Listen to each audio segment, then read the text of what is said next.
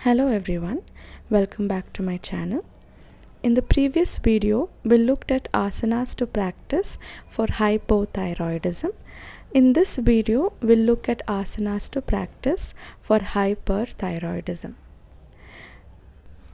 Now, let's get into the practice.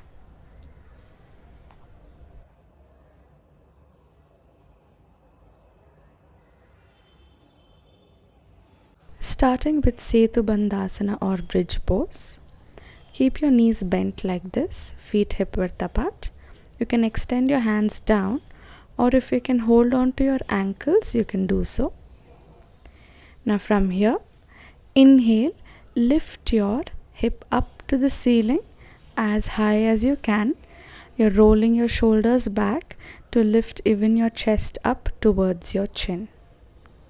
We will hold here. Keep pressing your hip up to the ceiling as much as you can. Now slowly, once you're done, exhale, bring your hip down. Now for the next asana, tuck your t-shirt in.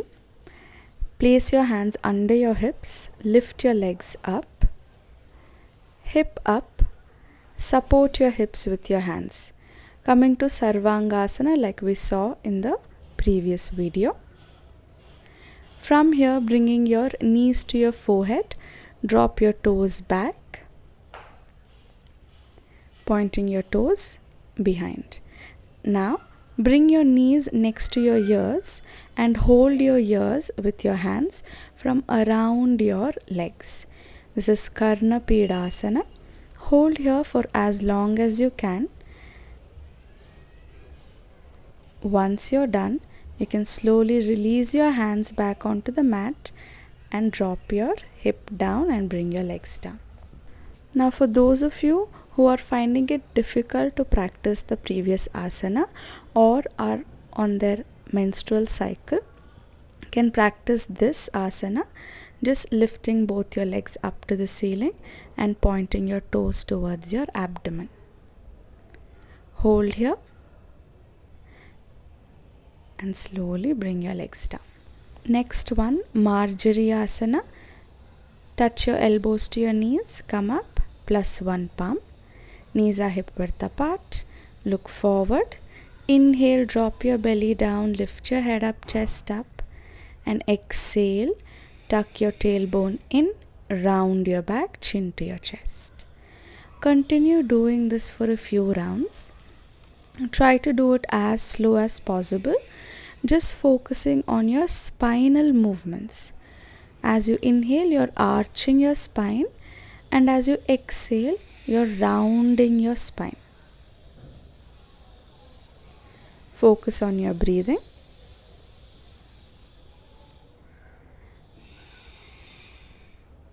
Now, once you're done, look forward and relax. The next one is Shashankasana or Child's Pose. It is also called Balasana.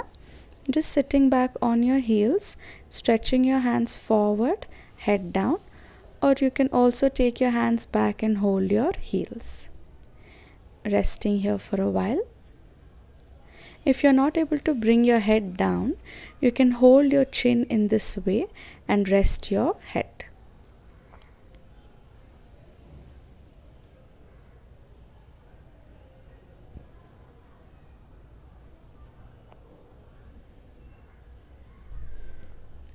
Now the last asana for today, Shavasana. Just keep your feet wide, arms wide, and completely collapse your body onto the mat. That's all for today. These are the asanas which will help you with hyperthyroidism. Make sure you include these asanas in your daily practice for more improvement in your health.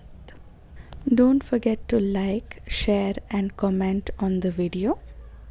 For more such videos, please subscribe to my channel. Thank you for watching.